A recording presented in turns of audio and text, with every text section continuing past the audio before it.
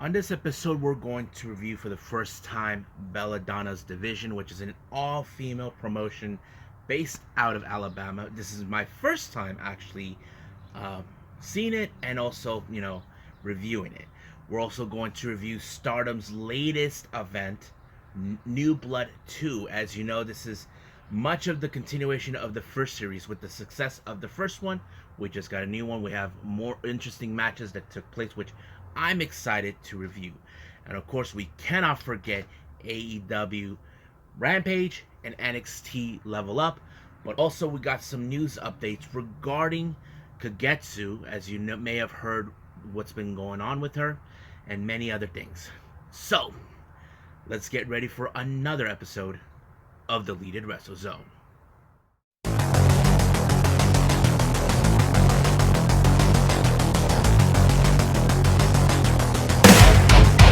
Are you ready? Get up, get up! Get up, get up! Get up, get up! Get up, get up! Get up, get up! Get up, get up!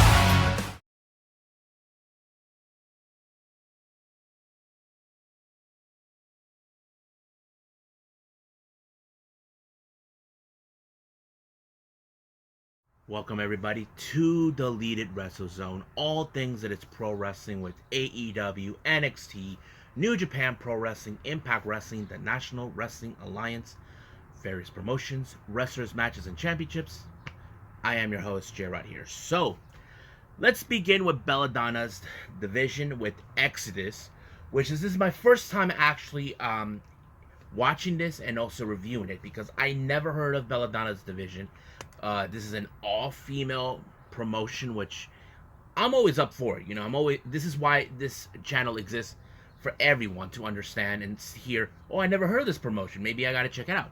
That's what I do in this channel for. If you never heard of it, well, I'm sharing it for all of you. So yeah, so this promotion is based out of from Alabama. I'm very excited, but let's get to the matches now. Just to put on note here, there are some wrestlers I may not have heard of, but there are those you may and I might have heard of as well. So, let's get to it. Our opening match, we have Maserati taking on Valentina Loca. Now, for the record, I don't know who Valentina Loca is, but I don't know what makes her Loca. That's the truth. But we all know Maserati. She's been around the block in many promotions, more normally operated out of Las Vegas with future stars of wrestling. Basically, it was a really interesting match, but however, Valentina Loca was the one who walked out as the victor by pinning her 1, 2, 3. It was over. Maserati almost came close, but La Loca actually got to her first.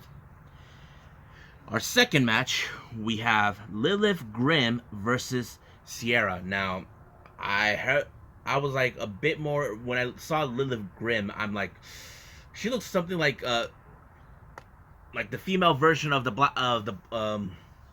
House of Black, but she's not. But she was a bit of the aggressive one. Sierra did the best she could, but however, she got pinned by Lilith in order to pick up the W. So, I think I'm kind of interested to see this Lilith Grimm. Now, our next match is a title match. We have, of course, for the BellaDonna Championship. Now, the champion, Chalance Royale, shows up. As you know, she was not scheduled, but she did ask for a challenger. Now, if you guys don't know who Chalance Royale is, you may have seen her on AEW Dark going, that opera, and it's just too funny. But however, her opponent was Ray Lynn, so she accepted the challenge. This was a very interesting matchup. Now, however, Chalance has always been a pain in the neck from what I can see with one of the commentators, who is one of the co-owners, and the ring announcer is also the co-owner, had enough of her with her crap. Eventually, she was about to win the match by using the title belt onto Raylin, but luckily the ring announcer grabbed it, but Raylin seized the moment when she saw that she was vulnerable. Did not keep an eye on the ball, but it did allow her to put up a DDT and win the match, becoming the brand new BellaDonna's champion. So basically, she screwed herself on that one for not paying attention what Raylin, giving Raylin the chance to get up and seize her moment. Next up, we got Machiko versus Queen Aminata. Now, I don't know who Machiko is, but I have seen Queen Aminata on certain occasions. I mean, Queen Aminata is pretty amazing to watch, but however, Machiko, she pulled off some amazing techniques. Now, even though she put Queen Aminata in the Texas Cloverleaf, which is a little difficult to get out, but Queen Aminata realized that she was nowhere near the ropes, no way to crawl out, so she had no other chance but to tap out. Next up, well, Nyla Rose, the native beast, was scheduled to be there to wrestle. However, she said she did obtain an injury wearing street clothes. However, her opponent, Christy James, you may have known her. She's the current AEW Women's Champion. Someone who I met before, here in San Diego. Well, is calling her injury a load of BS. Now, the real question does remain. Is Christy really right?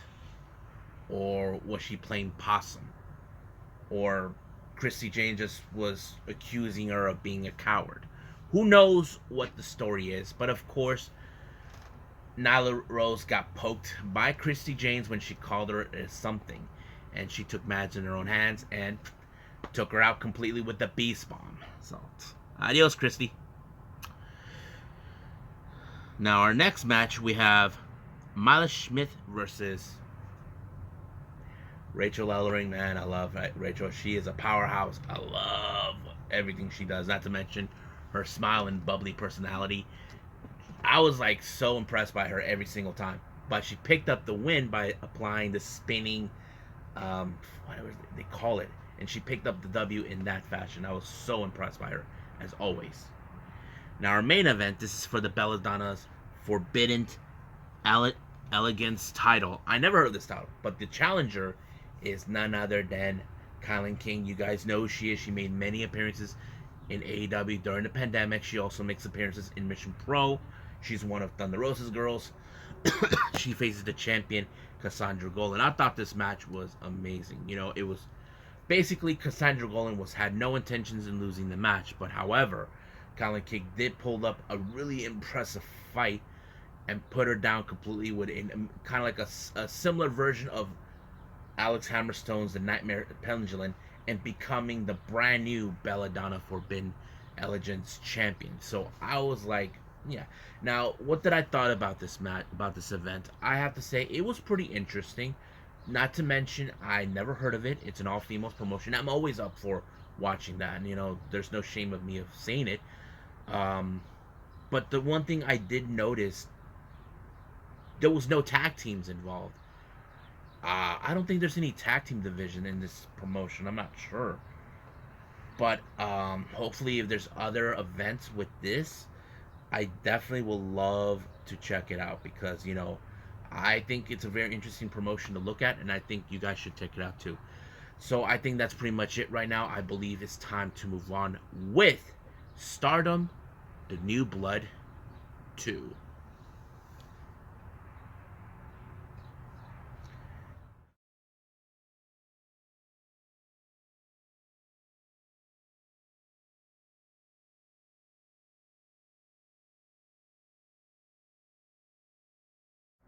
Okay, so let's get to it with Stardom, The New Blood 2. As you remember, New Blood 1 took place months ago, which was a huge success. Now, if you guys are not familiarized with New Blood, I'll explain what this one is. Basically, they're getting wrestlers from different promotions, especially the ones in Stardom, who only have 2 or 3 years of experience in the ring. So they face off wrestlers who may have experienced the same way or a little bit the same caliber.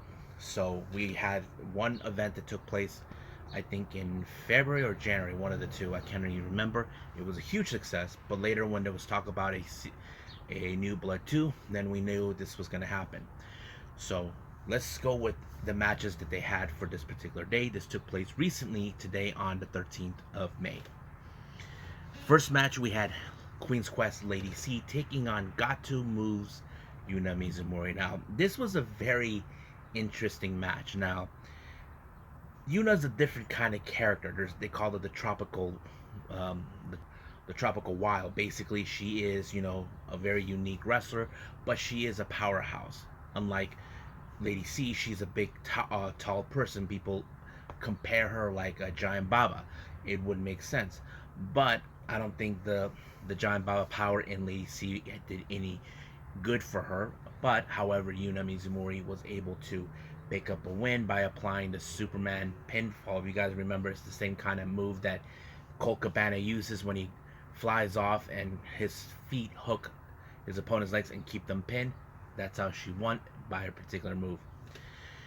Now, our next match, we have a very interesting tag team. We got the roster members from Just Tap Out, AOI, I think that's her name, and of course, Tomoka Inaba, taking on the sisters, Ina and Hana. Now, I want to make this very note on this one. I have to say, Ina and Hana have worked very well together in this particular match.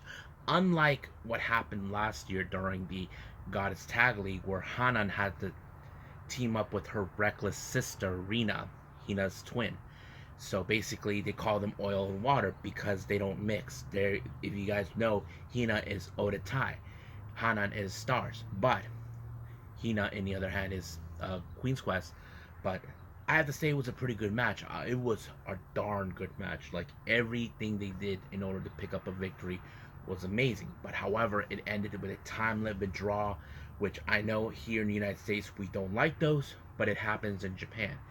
But in their promo, Inaba and AOI made an announcement that they would like to challenge Hanan for the Future of Stardom Championship. However, Hanan is scheduled to face Ruka later on this month for this title. Well, we don't know if she'll be able to defend, if she will be able to keep up with promises to fight both IOI and, of course, Inaba. So we'll find out when that day comes. Next match, we got Momoka Anazono teaming up with her friend Waka Tsukiyama, who are taking on the members of God's Eye, consistent of Ami Sori and Mirai.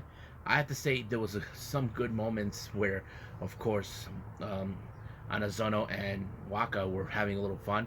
But however, Waka has been taking this more seriously in the match because, as you know, she is desperate to win. She hasn't been having a single win since she first arrived in Stardom. But of course, the members of Cosmic Angels are there by her side to guide her into, hopefully she picks up a win. But however, Mirai was able to get her and put her in that Fuji armbar, the same kind of maneuver that she put Mai Sakurai last time. But Waka had no other choice but to tap out, giving them a very decisive victory. Our next match, we got the Freelancers of Colors, consistent of Yukio Sakurai and Rina Kamikura, taking on Stars, Momokogo, and Saya Ida. This match was a very interesting one because, Colors have making headways in their own right in the independent scenes. As you know, they left last year the promotion Actress Girls to form their own unit and, of course, throw in their own personal shows, which was fun. And of course, Rina picked up a very interesting victory onto Momokogo when she did the diving senton, giving them a good victory. However, if you guys remember, in the last day of the Cinderella tournament, Colors made their appearance right in the moment where Cosmic Angels won their match, and they're asking for a match against them. Tam Nakano, who was also present there, decided that she already made her decision where the time and place. It's going to take place in the 9th of June in Korakuen Hall. However, there's a twist to this. Tam decided losing unit joins the winning unit. So basically, if Colors lost, they will be new members of Cosmic Angels. Now, there's a lot of talk about this. They highly doubt this is going to happen because the problem is Colors are not involved in any promotion. They're freelancers. I mean, we could see that because I know that Fukigen Def, Kaori Yonayama, she's a freelancer. She works with various promotions. I wouldn't see a problem with that. I mean, it could be a perfect opportunity for Cosmic Angels to have more members, even if they're freelancers. But we'll find out about that when if that ever happens. But we'll see how that plays out in its own way. Our next match, this was a very high anticipated match. This is between DDM and Prominence. As you know, those two factions have been at war with each other ever since they made their presence known earlier this year and the Gaia Supreme fight. This time we got Mai Sakurai, who's representing DDM, taking on Zuzu Suzuki of Prominence. Now, Mai Sakurai accused Zuzu of being jealous, but no, this has nothing to do with jealousy. Zuzu hated Julia for abandoning her, putting her in a bad situation, leaving her behind. This was always been her focus, to get even for Julia for what she did to her. Now, Mai Sakurai had tried to play smarter to win the match early, but however, she was nowhere near close enough to get it. But she did put up a hell of a fight, but it wasn't enough for Zuzu to go down anyway, until she applied the German suplex, putting her in the pinning predicament, giving her 1, 2, 3. But however, all hell broke loose with the arrival of Risa Sera. She was calling out Sudi, and Sudi suffered a badly beating by Sayori when she took her out inside of the ring. Julia even tried to help, but Zuzu tried to keep her away from her because Zuzu knows this is between those two. Her problem is with Zuzu, but that's how it ends. But as soon as that happened, when Julia was able to diffuse the whole situation, she was inclined not to wrestle her. Basically, I wasn't trying. I don't think there was no translation, but the way it sounds is like she doesn't want to wrestle her. She doesn't have no purpose to it. But however, Zuzu, on the other hand, called out anybody in the Stardom locker room if they're willing to fight her. But however, the last person I would not expect to come out and accept that was none other than Waka Tsukiyama. It was like, what? People even applauded to her for doing this. Even when she comes up to ask for a microphone, Julia asked her, according to a translation that I found on Twitter, it said, "Are you okay?" Basically, Waka is okay, but she has no reason to answer to Julia. This is something. So she accepted her challenge and make it into a 6-person tag match. So she said, find yourself some partners. Me, I team up with Mina and Unagi. So basically, this is a very interesting matchup that's going to take place later on this month. So I'm kind of excited with that. However, many people are saying Waka's just signed her own death wish. But to me, I'm kind of curious, what is Julia thinking? Now, she has praised Waka for having a fighting spirit, but in her mind, I'm like thinking, what does she think of this? What does she think about Waka making a move that all that? And the problem is, Waka has no business being there. I mean, which is true. But I think I know what she's trying to prove. She wants to show how much guts she has. Even if she hasn't won a match, she wants to seize an opportunity. Even Tam Nakano posted on her Twitter page saying that she saw it. And she totally supports Waka's decision. I think it shows Waka showing that fighting spirit. But the real question, can Waka really pull up a surprising victory on Zuzu? Zuzu is no joke. She's not even a walk in the park type of wrestler. But I have to say, Waka is making a ballsy move. But we'll just wait and see when that match is already been signed. Now, taking a break from the matches, we see a clip of Rossi Ogawa talking with Miyu Amasaki. Apparently, there's a plan for a match that they set up for her to be in. Her opponent will be, of course, a tag match with none other. One half of her opponent is none other than, of course, everybody's favorite pirate princess, Kairi. So basically, she makes her return to Stardom ever since March, because if you guys remember, she suffered an erupted eardrum in her last match back in March against Starlight Kid. So basically, Amasaki is going to team up with Utami Ayashida, the person who introduced her to join Queen's Quest. But Kairi will be teaming with none other than Tam Nakano, which is going to be interesting because for me, I know Tam always wanted to work with her. Basically, if you guys remember, I mentioned this before, when Kairi Singh was on her way out of Stardom, Tam was on her way in. But this is going to be one interesting team up I definitely got to see. Now, our main event is a very interesting one, 6-person tag match. We have young Oedo, consistent of members of Oda Tai, the younger ones, Rina, Ruka, and Starlight Kid taking on a very unlikely team. We have from Diana, um, Aruka Umasaki, teaming with Pink Kabuki of Cosmic Angels, consistent of Unagi and Mina. This match was so intense, so amazing. I love how each person was trying to develop a win. Like you see Umasaki trying to do the same thing, every back and forth. But it was Mina Shirakawa who picked up the victory onto Rina, giving them a much better win. But however, there is an unfinished business between Starlight Kid and Umasaki. Now, Umasaki does have quite a bit of history. Those two really faced off each other in the first New Blood. So the question is, will their next encounter be another tag match or will it be singles match? We don't know. But what do I think about this particular New Blood show? I say it's one of the most amazing shows, better than the first one because a lot of intensity took place in this one. But I think many people are going to be talking about Waka, who's making this drastic move to challenge Zuzu. But I have to say, I will see what happens. I can't wait to see exactly how it is. If Waka somehow picked up her first victory, I say it's going to be good. But however, I hate to say this, Zuzu doesn't take losing lightly. If you guys remember in the DDT Mega Max Bump 2022 in Yokohama, Zuzu went after Katsumata because she lost to him. So we'll see what happens in that. But I think right now we just ended right here with Stardom and move on with AEW Rampage.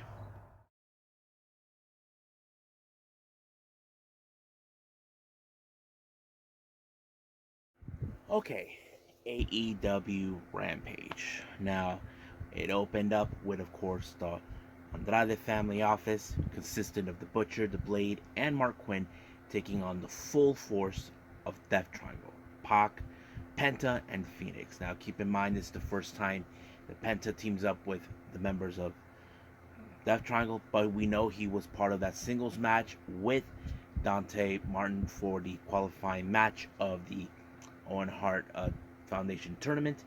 So the real question is, how much ring rust did he have? Well, he looks like he hasn't missed a step. That's pretty much. Now, some of you probably say this match had no meaning, but I think they're continuing the story more a little bit. As you know, they're trying to get Death Triangle back on track because of, recently there have been members with injuries, others been doing this and that. But in this particular case, I believe this match was more really interesting to see Death Triangle back in full force, but it was Pac who pulled off the broken arrow on to Mark Quinn to win the match. However, in the post-match, lights turned off. Whose surprise is the House of Black? As you know, the war between Death Triangle and House of Black rages on. Now, I failed to mention during the match, Kyle O'Reilly was there watching. As you know, it's been told that Kyle O'Reilly and Rey Fenix will be part of the quarterfinal match. So basically, he was there taking notes to see what he can do. As you know, you got a technical wrestler with an MMA background taking on an extreme high flyer like Phoenix. So we got to pay attention to that storyline as well. Now, our next match, we have, of course, Shawn Spears taking on Bear Boulder. Now, as you know, Shawn Spears is going to be being in a match with Wardlow in a steel cage. Now, this is reminiscent to what Wardlow did to Cody back 2-3 years ago. If you remember, Cody wanted to get his hands on MJF for their betrayal, and that kind of tells us the same old story. However, Shawn Spears is trying to prove that he's a giant killer, that he can beat a guy. If he can beat a guy like Bear Boulder, then he's the kind of guy who can beat a guy like Wardlow. He was able to beat him by applying the C4, and boom, it was done from there. So it's a direct message to Wardlow himself. Now, the result of what happened this past Wednesday on Dynamite, Tony Nese and Mark Sterling have been interviewed. We're being told that at the buy-in in Double or Nothing, those two will be facing Hookhausen. That's right, Hookhausen. Now, Mark Sterling, on the other hand, thinks it's unfair, but Tony Nese like, forget it. I can beat them myself. Just make sure you put $10,000 dollars. Now, of course, Taz was saying that these jabronis are in for it for what they did because Taz is confident that Hook would do whatever it takes to beat him. And of course, I think he's starting to open up a little bit with Danhausen, saying that he'll curse them both, which will be awesome to see. Now, our next match is part of the quarterfinals of the Owen Hart Foundation Tournament. This time we got the women involved. We got Rio, our very first AEW Women's Champion, taking on Ruby Soho. Now, this was a very interesting match. As you know, there have been times those two have teamed up in the past, but this is more than likely, as you know, one of them has to succeed to the front. Now, Rio used her speed and agility. Ruby, knowing that she can pull off amazing moves, trying to do every possible way to put her on her tracks. There was a moment she was wobbling on her knee, but she was able to shake it off as much as possible until she pulled up the Blade Runner onto Rio and advancing in the quarterfinals. So we'll see who will be her next opponent. I believe her next one will be between either Red Velvet or, well, it's supposed to be Hikaru Shida, but we'll get to that in a bit. Now, well, let's get to that right now. Well, it was announced that Shida was unable to make it, but for the record, for those who are asking, is Shida really injured? Well, right now she's currently in Japan. She just finished a couple of wrestling shows, but however, she's been involved in the theater show known as Makai, who she's been involved in for many years. If you guys haven't seen those shows, look it up on YouTube. It's Makai, Makai, and it's a pretty awesome show. I love it. But she seems fine the way it is. But I think they just build up the story to make it look like she was hurt. I don't know if there was been any failed communications with Shida and AEW with her bookings. That's still unclear. But however, during this time, as you know, Red Velvet was supposed to face Hikaru Shida. But Marksley was there claiming that he thinks he's a lot smarter than he looked. That apparently that by right to forfeit, Red Velvet advances in the next round. However, Tony Khan found a suitable replacement, and the one person is Chris Statlander. And I'm sure this does not sit well for Red Velvet. Jade Cargill doesn't seem like she's too concerned, but however, she should be, because Chris Statlander is not the same person that she was once. She's no longer the alien, because Red Velvet should know. Now, there was a bit of a segment between both in a meeting between the Gun Club and Acclaim. Now, I don't know what both Austin and Colton were thinking. They're trying to bring back old catchphrase, old ways of DX, and Billy's like, nope, we're not doing that. That's done. We got to surpass that. Move on. Which, basically, he's looking towards the direction that Acclaim are looking for. Basically, you need to adopt the Acclaim. But however, Billy Gunn did stated that they're going to be all four of them will be in an 8-man tag team match on either Dark or Dark Elevation, which is kind of interesting to see where they're going to go with that. Now, our main event is the TNT Championship between Frankie Kazarian and Scorpio Sky. Now, keep in mind, these two were the first ever AEW Tag Team Champions.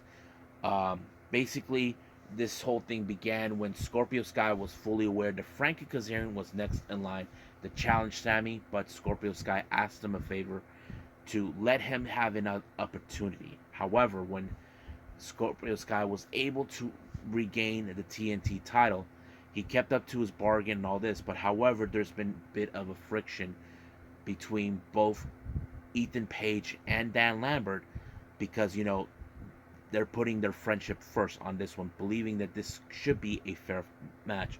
The match was pretty good. However, things changed when, of course, Page and Lambert decided to get in the way. Page whacked Frankie Kazarian with the belt, and once Sky was able to apply his finisher, 1, 2, 3 was over. But Kazarian tried to, of course, tell him that this match ended up badly because of their interference. So what happened in the post-match, Scorpio Sky questioned it, and it turned out Sky duped everyone to try to make us feel that he's the real hero. But Sammy and Ty were right there watching. But as soon as Dan Lambert got his attention, both Sammy and Ty decided to show up and try to give Frankie a helping hand. But where do we go from here? I can see that there's going to be a war between Frankie and Kazarian. But it wouldn't surprise me if he and Sammy and Ty unite.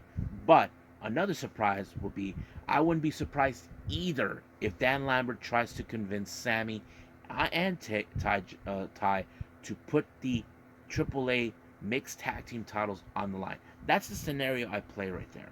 But we'll find out when more of the storyline falls into play, either this Wednesday or on Rampage. So we'll keep in touch on that. So let's end it right here with AEW and move on with NXT Level Up.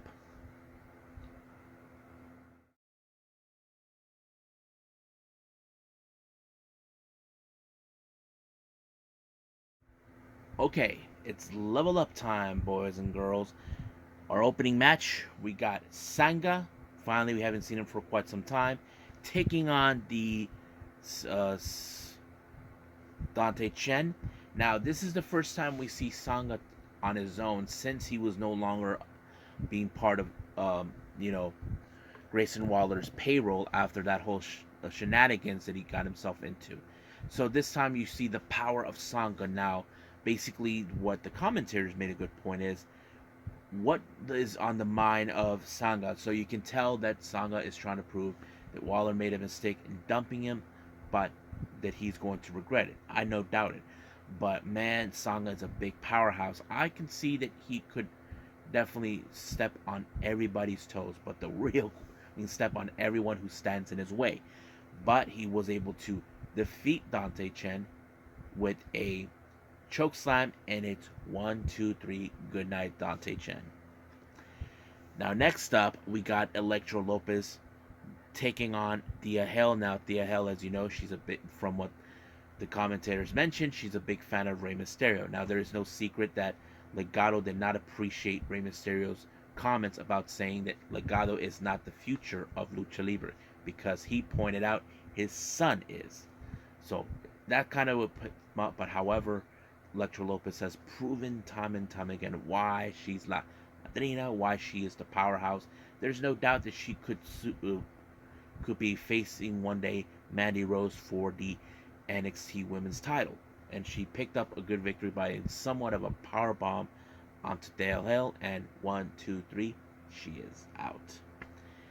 Now, next up, we got Trick Williams with Carmelo Hayes taking on Javier Bernal. Now, this is a little different match that we normally see, as we always follow. The way I see it in this particular match, as you know, Trick Williams is getting his wrestling craft going. As you know, he doesn't wrestle that much, only if he has to be on the side of Carmelo or in a tag team. But he was able to put Javier Bernal away when he gave him a foot right in the face, and he was out. 1, 2, 3, it is done. Trick Williams win, but we do know that Carmelo Hayes, on the other hand, has other plans. We haven't forgotten that he is now gunning once again for the North American Championship that currently is currently being held by To the Moon, Cameron Grimes. So we'll see what happens in next Level Up. But right now, I believe it's time for some news updates.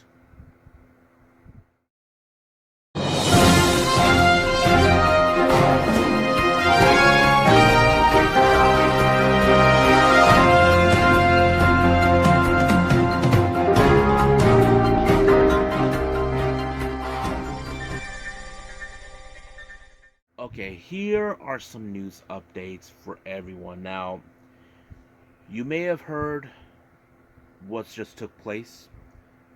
Kagetsu, as you know, we haven't seen or heard from her since last year during the Hana Kimura show that took place last year.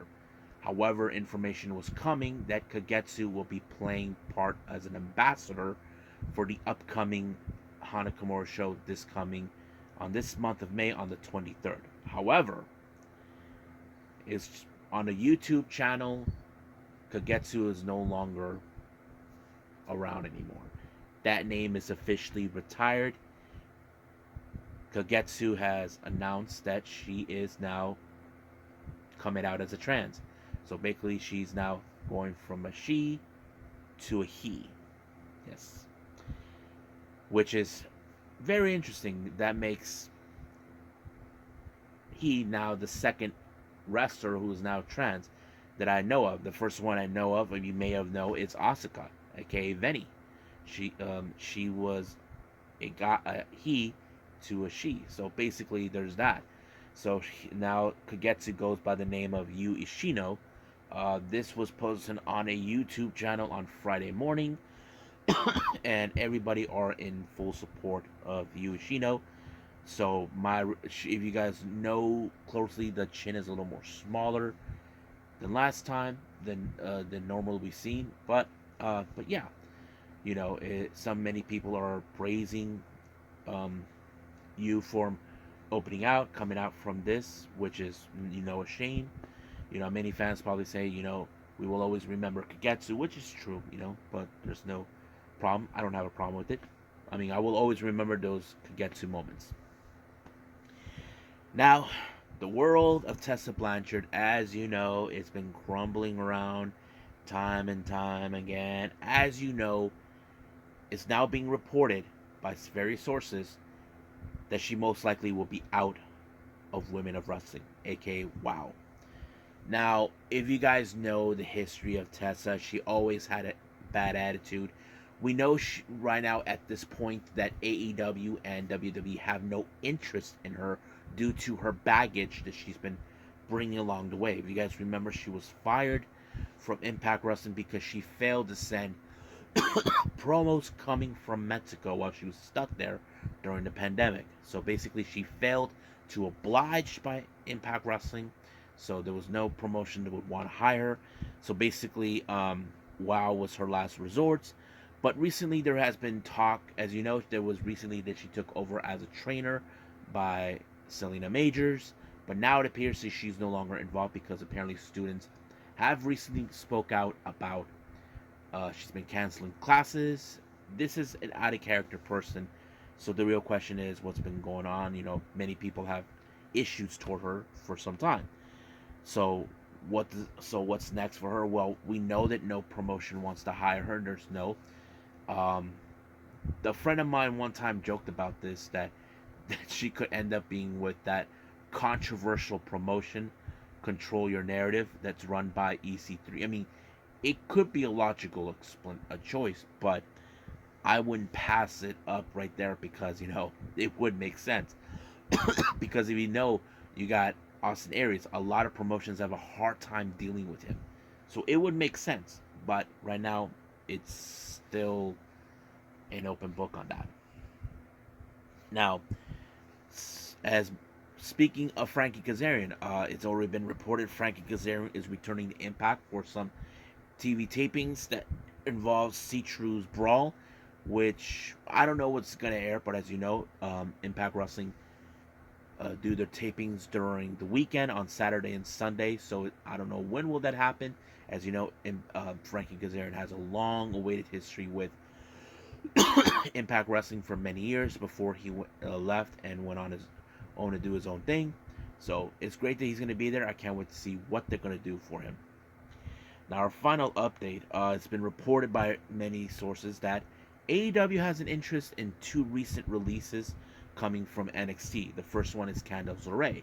Now, I know some of you are probably wondering about that. Thing is, as you know, Candice LeRae's contract has expired. She's no longer with the company. She hasn't done anything, not since she found out she was pregnant, but currently she is being a mom. It's still no indications when she will be back. I don't know what's AEW's interest in her. I do see she does have a lot of potential because, she was very talented. She never got the big title that she wanted.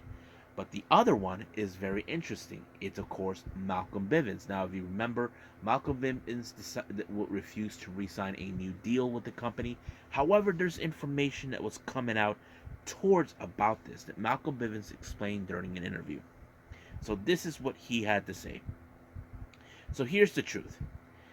There's a lot of rumors, a lot of speculation. I was offered a contract in February. Yes. Did I say no to that contract? Yes. I was offered to be with Omos. No one said a word to me about managing Omos. Was I told about main roster? Yes, people think I'm crazy. Malcolm, you threw away millions of potentials. You walk away. Yeah, I did because I didn't want to do it anymore. Unfortunately, I wasn't happy at Stand Deliver. I had a conversation with the head writer and I told him so. And then 2 weeks ago I said the same thing. I don't think this was for me. And that was asking because your happiness isn't indicated by what people say you should do. Happiness is dictated by what you think you should do. There's a difference, right? I've been in interest. It's been interesting few days.